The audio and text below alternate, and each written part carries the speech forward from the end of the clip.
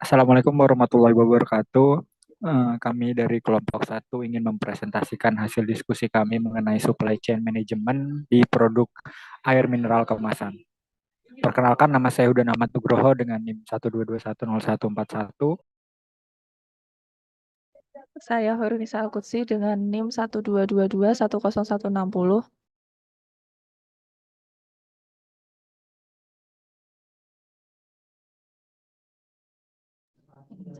Saya Muhammad Kamil Insani dengan NIM 122210085.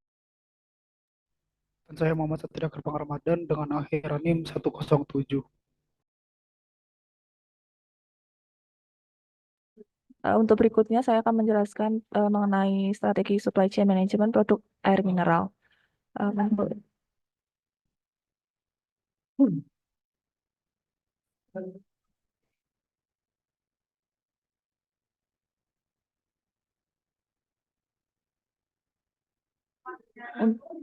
Untuk deskripsi produknya sendiri, sumber air mineral diambil dari mata air alami yang dipilih secara cermat dengan memastikan kualitas air yang optimal dalam keaslian dan kealamian mineralnya.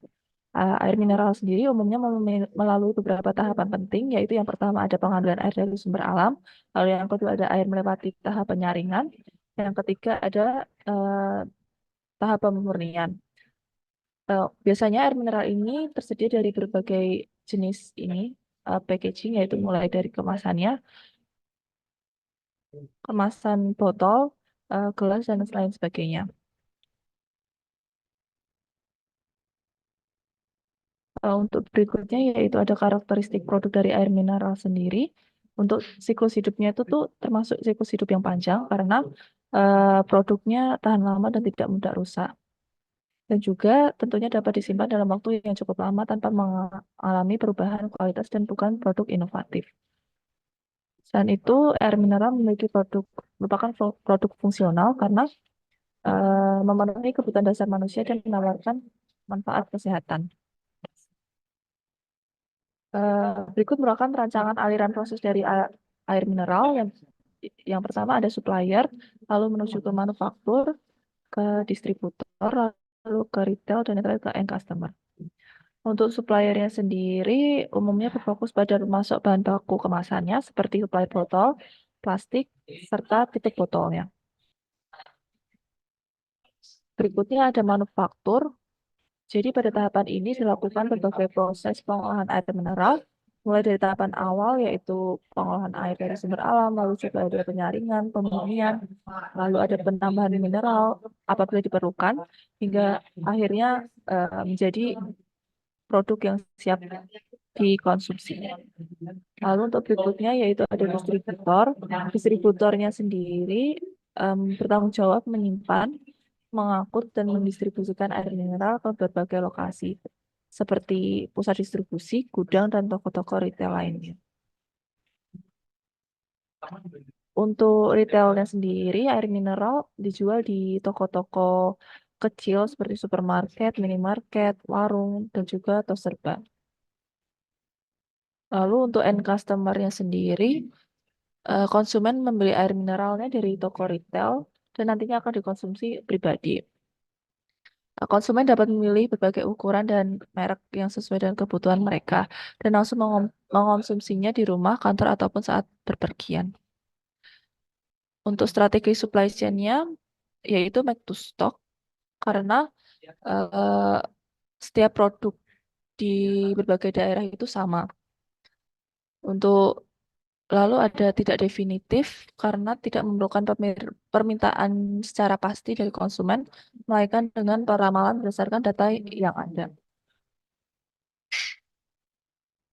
Lalu untuk strategi supply chain selanjutnya yaitu decoupling point atau efisien dan responsif, yaitu dengan menentukan titik temu antara lokasi pusat distribusi dan kebutuhan pelanggan di setiap daerahnya.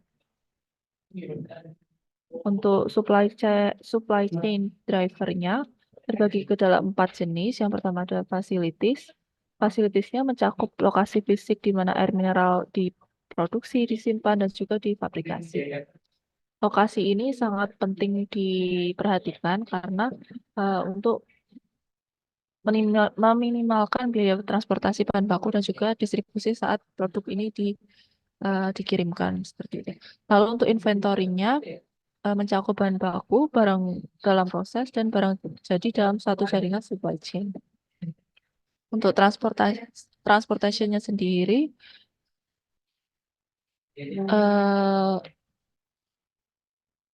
merupakan kecepatan yang berpengaruh terhadap responsivitas supply chain-nya. Untuk informationnya sendiri, air mineral memiliki peran krusial sebagai komponen penggerak, membantu meningkatkan pemanfaatan aset dan koordinasi aliran supply chain.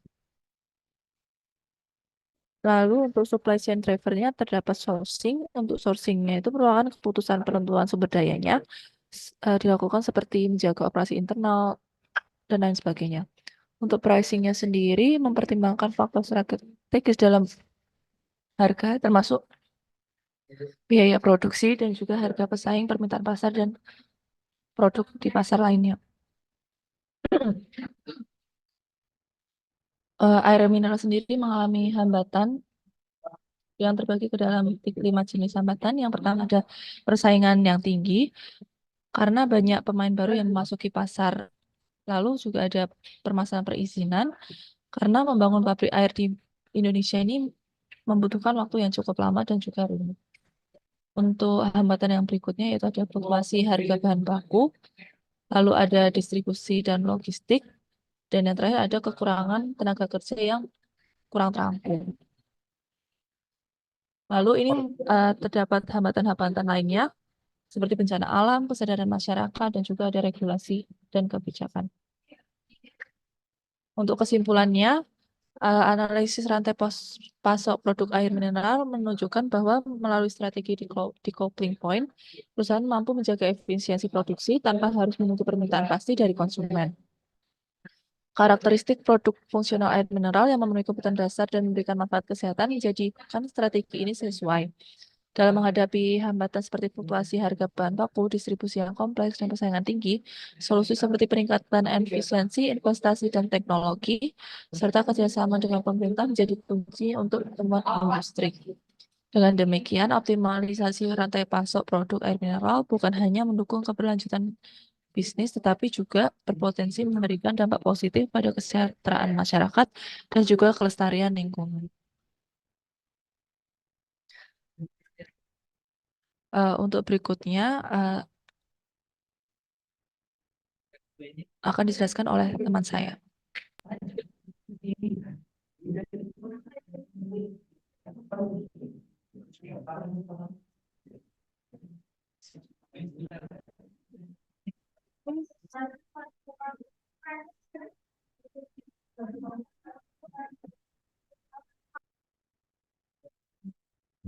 Selanjutnya, untuk tugas yang kedua itu penentuan lokasi pabrik dan gudang sentral dengan metode gravity location detail. Itu studi kasus air mineral itu.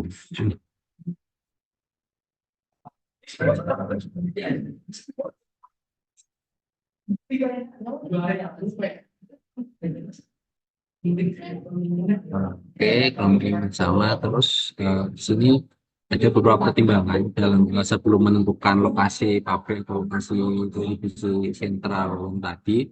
Yang mana yang pertama itu ada ketersediaan bahan baku. Ini kami mempertimbangkan itu adanya letak sumber bahan baku yang berupa sumber air, terus kapasitas yang bisa diberikan dari sumber air tersebut, terus lama waktu kesediaan dari bahan baku tersebut dapat bertahan berapa tahun. Sumber air tersebut dalam memasok kebutuhan air dalam pabrik air mineral ini. Terus yang kedua itu pemasaran. Dalam pemasaran kami pertimbangkan adanya kemudahan dalam melakukan pemasaran dan distribusi produk ke konsumen. Terus yang ketiga ada keadaan geografis dan masyarakat yang mana ini menjadi faktor penunjang untuk menciptakan kenyamanan dan ketentraman dalam bekerja. Pertimbangan keempat yaitu adanya utilitas yang mana ini terkait dengan persiapan dan penyediaan dan pendistribusian dari bahan-bahan penunjang operasional pabrik lalu yang terakhir adanya transportasi yang mana dalam hal ini lokasi pabrik dipilih berdasarkan kemudahan akses transportasi seperti itu. Terus kemudian ada pertimbangan lain lagi yang mana ada tenaga kerja. Di sini sebagai penggerak utama dalam berjalannya suatu kegiatan kinerja yang baik untuk kelancaran operasional pabrik. Terus selanjutnya ada sistem penanganan dan pengolahan limbah pabrik yang mana ini sesuai aturan dari pemerintah harus menyediakan tempat pengolahan limbah bagi industri yang ingin membuang limbah yang memang belum sesuai ketentuan yang ada. Kemudian ada site dan karakteristik lokasi. Yang mana dalam hal ini menentukan lokasi pendirian suatu pabrik yang meliputi jenis tanah, daerah, dan fasilitas pendukung. Kemudian pertimbangan selanjutnya itu ada peraturan perundang-undangan yang sebagai acuan ketentuan untuk mendirikan suatu pabrik. Kemudian lanjut ke penentuan lokasi jaringan supply chain. Di sini kami menentukan ada 6 jaringan pengiriman supply chain. Yang pertama ada Jakarta dengan alasan menawarkan infrastruktur transportasi yang lengkap, termasuk pelabuhan dan bandara internasional yang memungkinkan perusahaan air mineral mendistribusikan produk ke seluruh Indonesia bahkan pasar internasional. Yang kedua ada Bandung, yang mana di Bandung ini alasannya itu akses yang baik ke jalan raya dan kereta api yang mana memudahkan perusahaan air mineral untuk menjangkau pasar di Jawa Barat dan sekitarnya. Kemudian memastikan ketersediaan produk yang stabil dan waktu pengiriman yang cepat. Lalu lokasi yang ketiga ada Semarang dengan alasan memiliki pelabuhan laut yang aktif dan akses jalan tol utama. Sehingga Semarang menjadi lokasi yang strategis untuk distribusi air mineral ke wilayah Jawa Tengah. Kemudian ada Yogyakarta yang mana di sini memiliki infrastruktur transportasi yang baik dan terletak di antara Jawa Tengah dan Jawa Timur. Yogyakarta juga menjadi pusat produksi dan distribusi air mineral dengan akses yang mudah ke jalan raya utama. Perusahaan dapat menjangkau pasar dengan efektif di kedua provinsi tersebut. Kemudian ada Malang, mana alasan utamanya itu infrastruktur pada wilayah ini terus mengalami perkembangan termasuk jaringan transportasi yang semakin baik. Hal tersebut akan berdampak baik dan sesuai dengan pusat distribusi untuk wilayah Jawa Timur yang luas. Lalu yang terakhir ada Surabaya yang mana memiliki aktif, pelabuhan laut yang aktif dan ramai sehingga memiliki akses yang baik dalam jaringan transportasi ke pusat distribusi regional. Surabaya juga memungkinkan perusahaan air mineral untuk lebih efisien dalam mengirimkan produk ke seluruh Indonesia. Next. Dan selanjutnya untuk inputan dalam metode gravity location ini, yang mana ada titik koordinat yang mana berupa X dan Y, kemudian ada VI berupa kayak kuantitas material yang diangkut. Terus kemudian ada CI itu sebagai ongkos seperti itu untuk pusat distribusi yang ada di Malang itu 7,96 dengan Y 112,6. Untuk yang di Surabaya itu 7,31 dengan Y-nya 112,7. Untuk Semarang X-nya itu 6,9 dan Y-nya 110,2. Lalu selanjutnya untuk Yogyakarta itu 7,79 untuk X dan Y-nya 110,37. Selanjutnya untuk Bandung sendiri yaitu 6,92 untuk X-nya dan Y-nya 107,61. Dan yang terakhir ada Jakarta itu dengan nilai X dan koordinat X 6,18 dan Y-nya 106,8.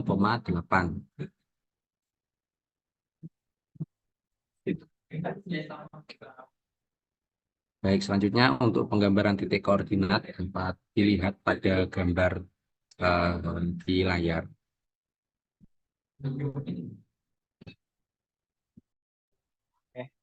Selanjutnya kita mulai menghitung berdasarkan metode gravity location method, di mana di sini kita melakukan iterasi pertama berdasarkan data yang diinputkan, di mana untuk start iterasi pertama itu tuh dilakukan dengan sumbu X dan sumbu Y-nya itu bernilai 0 untuk lokasi pada iterasi pertama. Nah, di sini untuk nilai X dan Y-nya diinputkan berdasarkan data awal yang telah ditetapkan, kemudian JI itu merupakan jarak, di mana jarak sendiri itu dicari dengan cara dari X0 min XI, kemudian dikuadratin ditambah Y0 min Y1 kuadrat. Nah, kemudian itu diakari menjadi hasilnya 112,881. Kemudian untuk VI sendiri itu sudah diketahui sebelumnya itu dari beban yang akan dipindahkan dari fasilitas ke sumber pasokannya itu sendiri. Kemudian CI itu merupakan cost, di mana di sini cost ini 4 ini dalam satuan juta rupiah.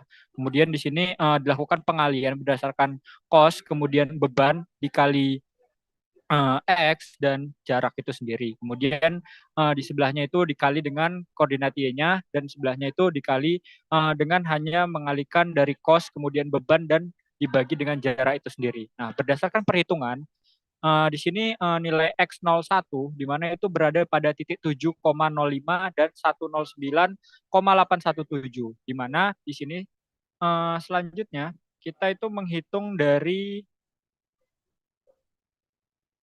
total cost-nya itu sendiri. Nah, di mana total cost-nya itu sendiri berdasarkan dari ke-6 daerah yang telah kita tetapkan, di mana untuk total cost pada iterasi pertama itu bernilai 41.727,1. Bisa di next. Oke. Nah, di sini berdasarkan dari iterasi-iterasi berikutnya yang telah kita lakukan. Nah, di sini maksimal itu di iterasi ke-6, di mana menghasilkan nilai yang paling optimal dengan pertimbangan-pertimbangan penentuan dari nilai X dan Y yang telah didapatkan itu untuk menjadi inputan sebagai pabrik utama dan sebagai warehouse untuk melakukan pendistribusian ke distribution center berikutnya. Nah, di mana di sini merupakan koordinat yang didapatkan yaitu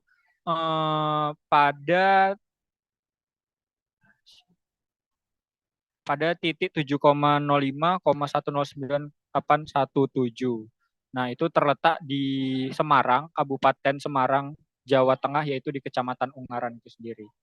Next. Nah, berdasarkan perhitungan dari gravity location method, di sini dapat diketahui di Ungaran itu ternyata ada pertimbangan yang kami lakukan, yaitu berdasarkan ada 4, yaitu aksesibilitas, infrastruktur sumber air, dan tenaga kerja. Oke, kemudian ada pasar, kemudian ada dukungan pemerintah, potensi pertumbuhan, dan kestabilan dari iklimnya. Berikutnya itu membahas mengenai konfigurasi dari jaringan supply chain itu sendiri. Berdasarkan dari lokasi yang telah ditetapkan, perhitungan gravity location method menunjukkan dari penempatan antara pabrik dan gudang sentral dari air mineral, di mana pabrik yang telah kita dapatkan itu di Kecamatan Ungaran, di Kabupaten Semarang, di mana di situ merupakan tempat yang optimal dikarenakan memiliki sumber air yang cukup banyak untuk dilakukan produksi dari air mineral kemasan itu sendiri, di mana nantinya akan dikirimkan ke beberapa gudang regional, yaitu yang ada di Jakarta, Bandung, Jogja, Malang, Surabaya, dan di Kota Semarang. Oke, bisa dilanjut ke berikutnya.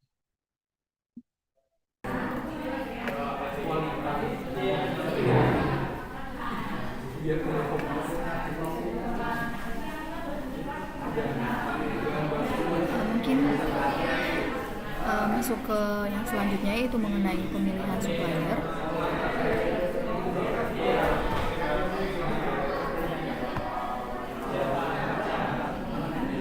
Sedikit penjelasan mengenai produknya terlebih dahulu, di mana air mineral biasanya tersedia dalam berbagai kemasan praktis untuk memenuhi kebutuhan yang beragam. Kemasan gelas seringkali menjadi pilihan yang nyaman untuk dikonsumsi di tempat-tempat makan atau acara-acara khusus. Botol plastik juga menawarkan kemudahan untuk dibawa saat bepergian atau digunakan saat beraktivitas di luar rumah. Sedangkan kemasan galon dengan kapasitas yang lebih besar cocok dimanfaatkan di rumah atau di kantor guna menyediakan air minum bagi banyak orang. Selanjutnya, pemilihan supplier kemasan ini merupakan salah satu tantangan penting bagi produsen air mineral kemasan, di mana berbagai faktor harus dipertimbangkan seperti kualitas, harga yang kompetitif, dan layanan yang baik. Pemilihan supplier yang tepat juga dapat membantu produsen menjaga kualitas produk, mengendalikan biaya produksi, meningkatkan efisiensi operasional, dan juga membangun kemitraan jangka panjang. Untuk pemilihan supplier yang kami gunakan kali ini adalah menggunakan metode AHP atau Analytical Hierarchy Process, di mana tujuan utama dari AHP ini adalah meningkatkan kualitas keputusan dengan memberikan kerangka kerja yang sistematis, objektif, dan transparan untuk mengevaluasi berbagai pilihan. Untuk langkah-langkahnya, yaitu yang pertama, membentuk terlebih dahulu hierarki permasalahannya, di mana tujuan yang ditetapkan adalah pemilihan pemasok atau pemilihan supplier. Kemudian ditentukan juga kriteria pemilihannya, yaitu yang pertama ada kualitas, yang kedua harga, dan yang ketiga adalah layanan. Kemudian untuk alternatifnya yaitu ditentukan ada 3 supplier, di mana ada supplier A, supplier B, dan juga supplier C. Untuk langkah secara umumnya terbagi menjadi 3, yaitu untuk input ada lembar verifikasi atau nanti bentuknya itu sebagai kuesioner. Lalu untuk prosesnya itu dilakukan perhitungan sistem AHP-nya sendiri, dan yang terakhir itu outputnya berupa urutan prioritas. Untuk langkah lebih lanjutnya yaitu yang pertama adalah menghitung tabel matriks berpasangan, di mana di sini ada 3x3 matriks. Untuk contohnya di sini semisal kualitas dengan harga itu angkanya 3, yang berarti kualitas lebih baik sebesar 3 daripada harga. Begitu juga dengan kualitas lebih baik 5 kali daripada layanan, dan juga harga lebih baik 3 kali daripada layanan. Untuk matriks di bagian backward atau di bawahnya juga sama seperti itu. Kemudian selanjutnya bisa melakukan normalisasi tabel matriks dan juga menghitung bobot prioritas yang ada, di mana cara menghitungnya yaitu kualitas yang ada di sini itu dibagi dari nilainya sendiri dibagi dengan jumlah nilai yang ada di sini. Contohnya untuk di kualitas dengan kualitas ada 1 dibagi dengan 1,53 didapatkan 0,65, begitu seterusnya. Kemudian pada setiap baris ke sampingnya dijumlahkan, kemudian dari jumlah tersebut bisa didapatkan bobot prioritas. Cara menghitungnya itu sama, yaitu menghitung nilainya sendiri dibagi dengan nilai keseluruhan. Selanjutnya bisa dilakukan uji konsistensi, kemudian juga dilanjutkan dengan menghitung konsistensi rasio atau CR, dan juga nanti bisa dihitung konsistensi indeksnya atau CI. Selanjutnya yaitu bisa menghitung prioritas globalnya, yaitu dengan cara nilai-nilai yang sudah didapatkan itu dikalikan dengan bobot prioritas yang ada, sehingga nantinya akan didapatkan hasil prioritas globalnya. Untuk di sini sendiri dari ketiga alternatif yang ada didapatkan alternatif terbaik, yaitu pada supplier B dengan memiliki prioritas global sebesar 0,495 dan seterusnya. Dan di sini langkah yang keenam yaitu bisa menentukan alternatif terpilih berdasarkan prioritas global sehingga menghasilkan urutan prioritas yang ada. Kesimpulannya, AHP ini bisa membantu dalam menentukan urutan prioritas dari supplier itu sendiri.